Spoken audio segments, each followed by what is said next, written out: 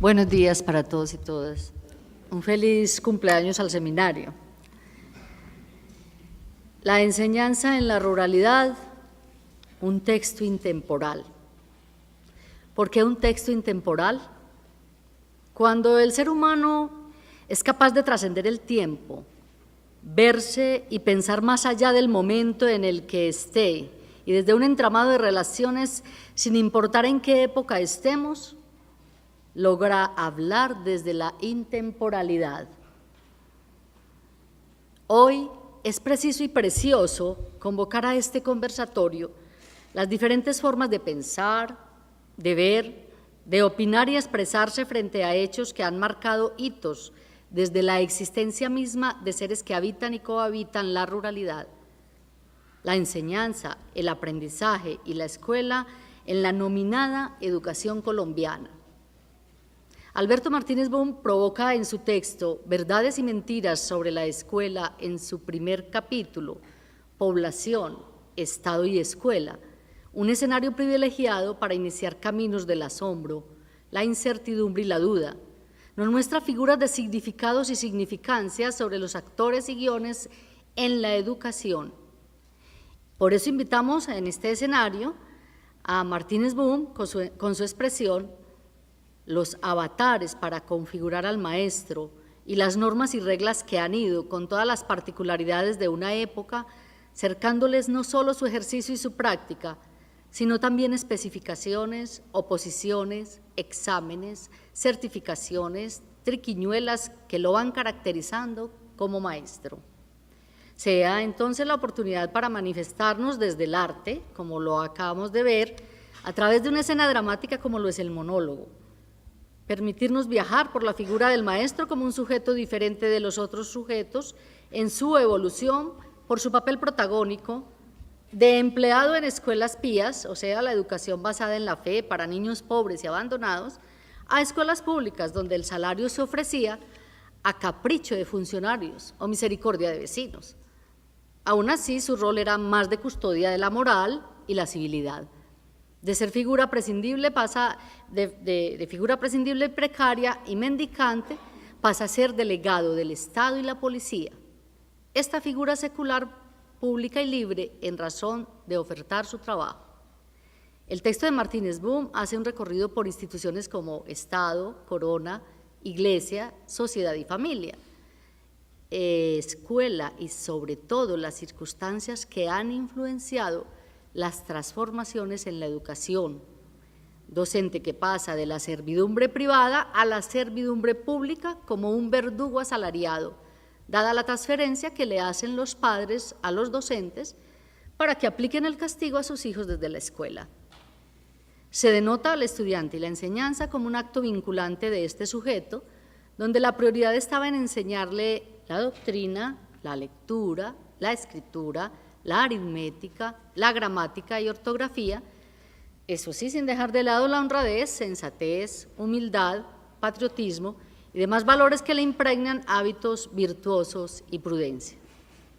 En este monólogo que pasó se intenta incidir con un mensaje sin precedentes, sin verdades absolutas, con prefiguraciones desde las comprensiones de un estudiante de licenciatura en Educación Artística y Cultural para seguir la línea de la intemporalidad con inquietudes como la docencia nace como un negocio del corazón, luego se vuelve un asunto del entendimiento.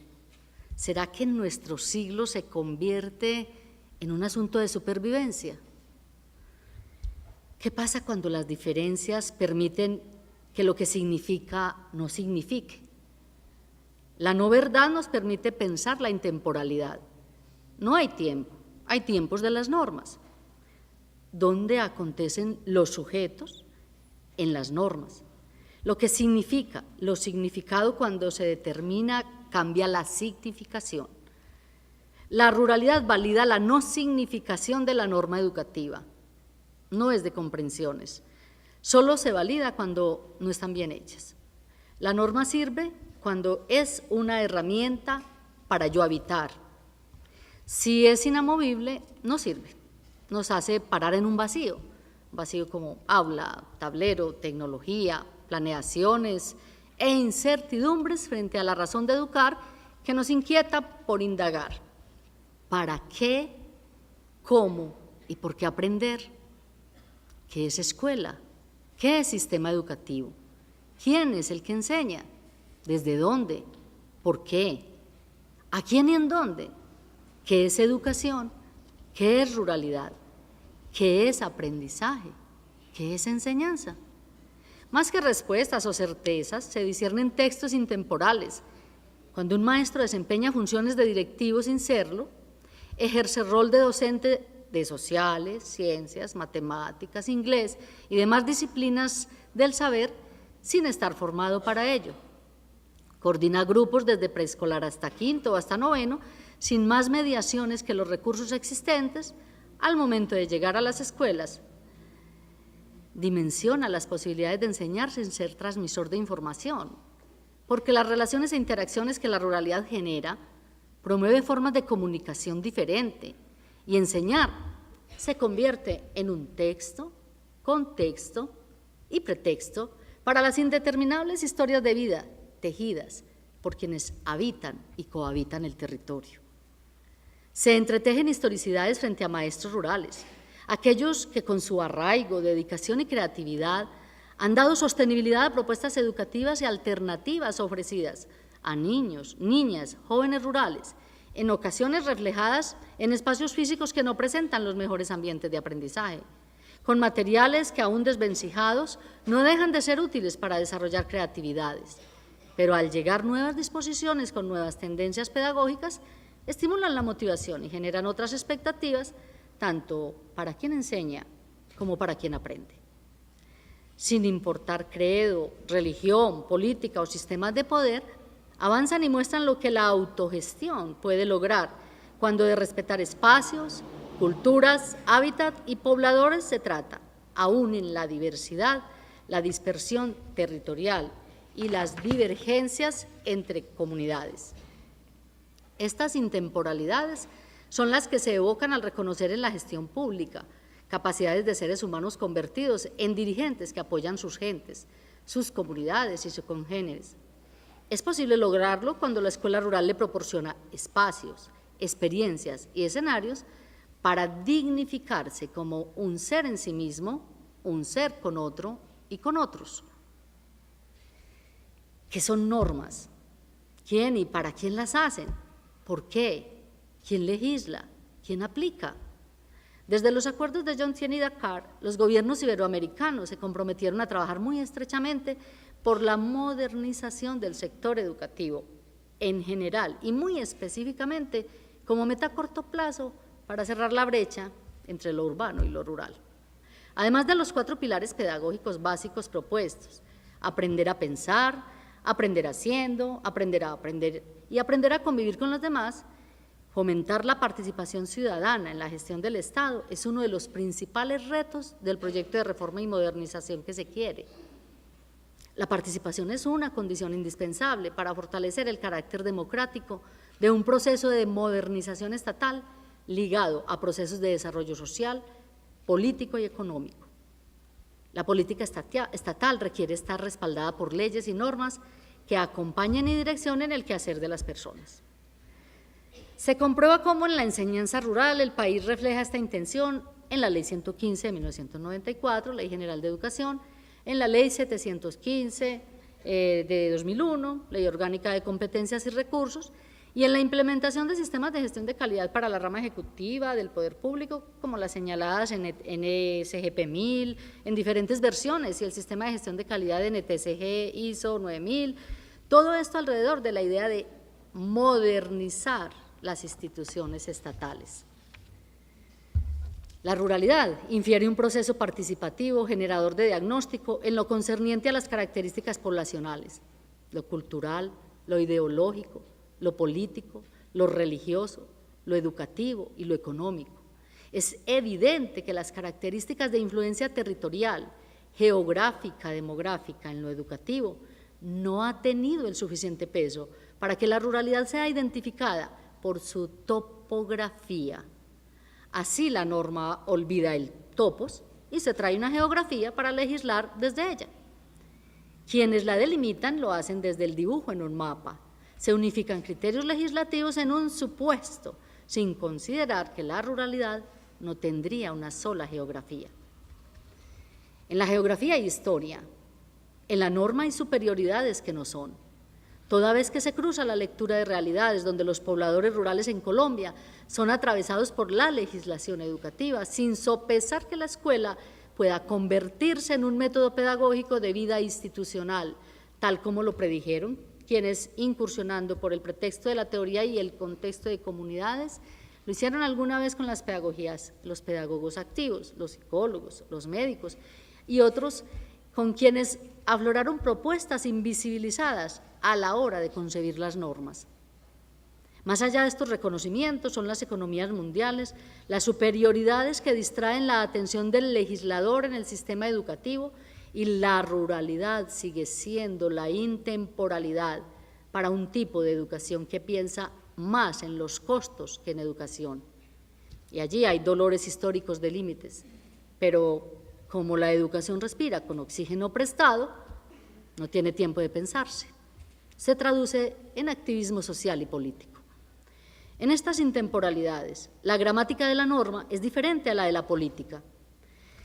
Si la norma conversa en un territorio, se puede convertir en herramienta, si no, lo paraliza. En este panorama es mejor pedir políticas que pedir normas, pero lamentablemente nos encargamos de mostrar el fuera de tiempo de lo esencial. La norma no es consultada, la política es consultada para ser construida. Concebido el diagnóstico como una oportunidad para revisar estados situacionales en el pasado y el presente, se recurre también a reconocer las cifras estadísticas existentes con referencias e indicadores de eficiencia interna, de eficacia, de calidad, que van sirviendo de insumos al despejar los caminos para la acomodación de nuevas apariciones. En todo ello, las evaluaciones externas se realizan como indicadores de línea base, cuyos resultados en su interpretación favorecen las propuestas intencionadas al mejoramiento de la calidad educativa, so pena de los pobladores y sus dinámicas. Según las exigencias internacionales, las evaluaciones externas sirven de base para reconocer en qué estado están los aprendizajes de los estudiantes y además en qué se fundamenta el accionar de los docentes. Unido a ello, se revisan los estándares curriculares donde el país traza lo que debe saber y saber hacer un estudiante colombiano para lograr ser competitivo en el mundo de hoy. Considerar estos aspectos implica para la enseñanza en la ruralidad procesos tan intangibles pero tan tecnicistas que puede lograr impactar desde la cobertura educativa hasta niveles de calidad. En ocasiones se creería que llega hasta mostrar la eficiencia del sistema. El sinsabor que deja el estricto pensamiento lineal de la norma y la legislación convoca diferentes alternativas, diferentes miradas de orden situacional y circunstancial. Aparece entonces para la ruralidad alternativas de Estado en expansión de modelos flexibles. Y lo flexible pega porque es muchas cosas. La topografía de la ruralidad determina la flexibilidad, pero la norma conversa esta flexibilidad. La historia deviene en sistema educativo toda vez que el desbalance económico del país es motivo de políticas internacionales. Así, la crisis del campo se expresa en la baja rentabilidad de las actividades agropecuarias, los fenómenos de violencia, los bajos niveles de cobertura y la necesidad de incidir en la calidad del proceso educativo. Eso todavía está vigente, lo decían en Educación para la Población Rural en un balance prospectivo en 1998 y aún en Misión Rural 2014, lo seguimos bien. Según la Misión Rural 2014, cerca del 60% de los municipios que tiene Colombia deben considerarse como rurales y existe además una población rural dispersa en el resto de municipios, con lo cual la población rural representa poco más de 30% de la población del país. Muchas de nuestras ciudades intermedias e incluso grandes siguen teniendo una relación muy estrecha con las actividades agropecuarias. La ruralidad debe entenderse como un continuo que de hecho no desaparece aún en nuestras grandes urbes, dicen los de Misión Rural. La educación rural remite a pensar en lo rural conectado con el conjunto de la sociedad nacional.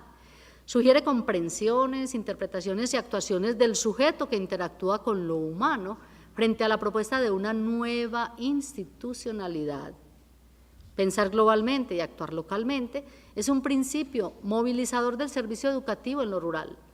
Desde esta óptica es importante reconocer las diferentes visiones planteadas como inspiradoras de nuevas políticas a partir de estudios serios con las poblaciones posibilitadoras de nuevas concepciones sobre la territorialidad, institucionalidad y ruralidad. La intemporalidad de la nueva territorialidad, ¿qué será? La diversidad regional colombiana implica la necesidad de políticas heterogéneas aplicadas en forma descentralizada. En este sentido, el territorio aparece como unidad de gestión, tanto en el orden de políticas de desarrollo social rural como desarrollo colectivo, y por tanto, es necesario fortalecer aquella institucionalidad que responda a esta estructura de orden territorial. Estas consideraciones conducen a definir como prioridad nacional el cambio de la visión centralista que impera hoy hacia una concepción que permita la formulación de proyectos locales, regionales y que en su articulación pueda definir el proyecto nacional, construyéndolo de abajo hacia arriba, redefiniendo claramente el territorio, su organización, su institucionalidad y sus competencias como fundamento de la organización general del Estado. Entonces, la intemporalidad de la nueva institucionalidad está propuesta, apunta a la reorientación de los principios burocráticos y normativos que han primado en la visión institucional colombiana.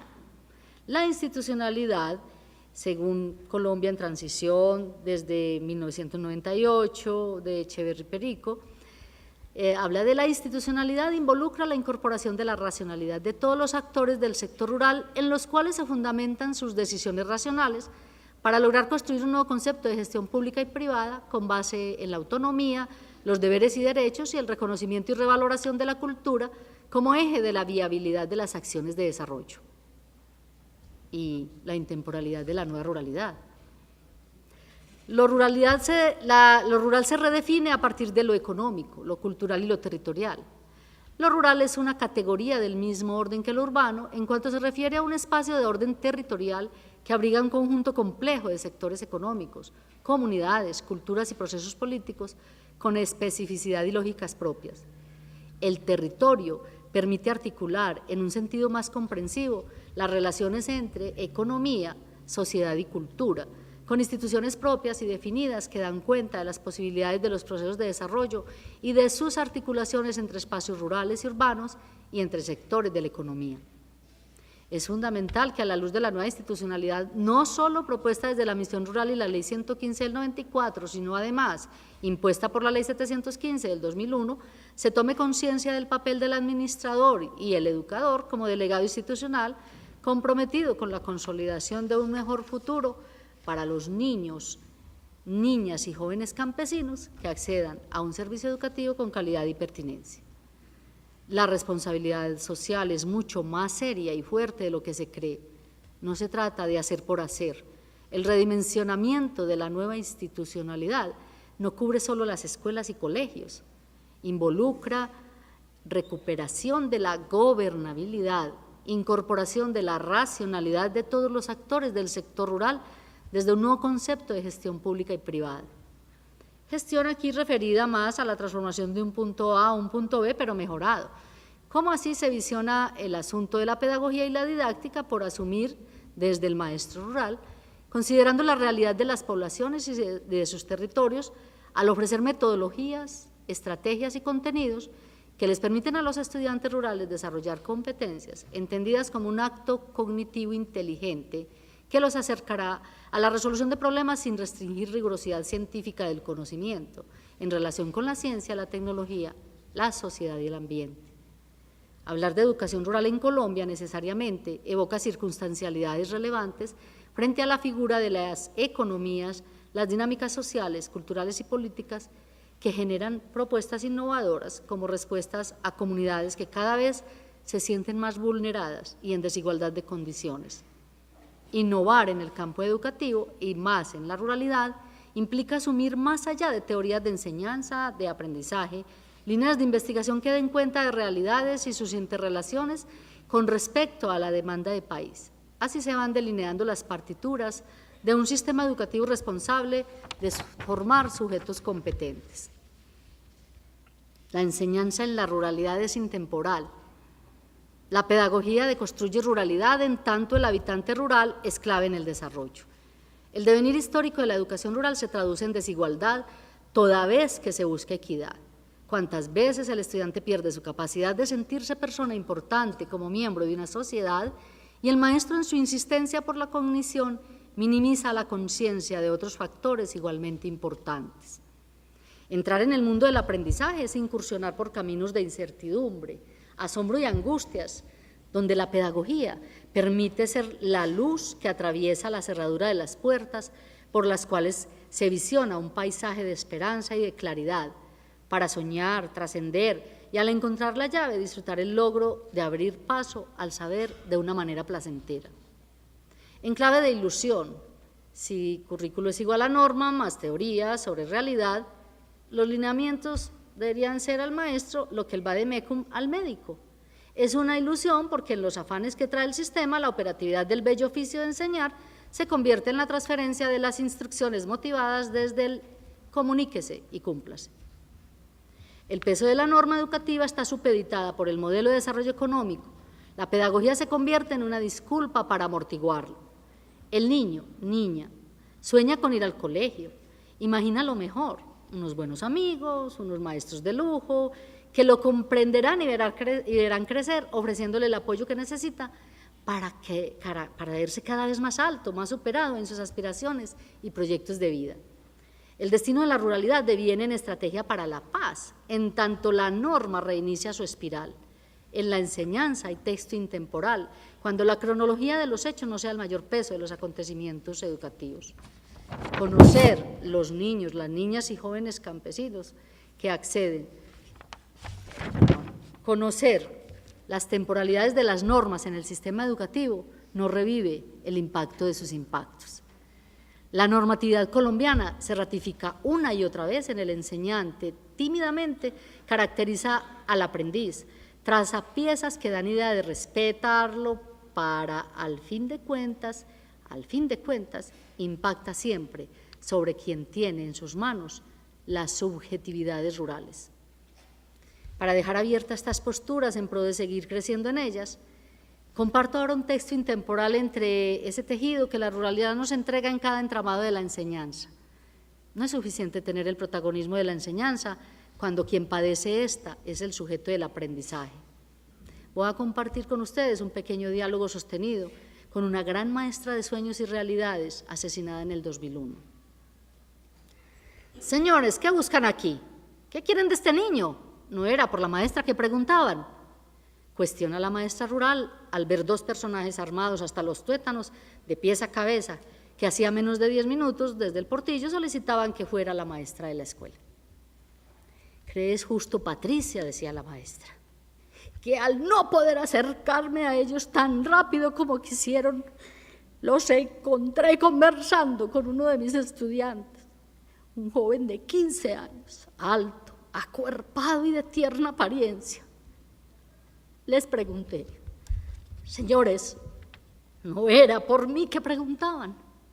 Muy tranquilamente me contestaron, tranquila, profe, ya hablamos con él. Con mucha furia les pregunté, ¿y qué quieren de él? No te imaginas, Patricia, lo doloroso que fue cuando me dijeron, él se va con nosotros.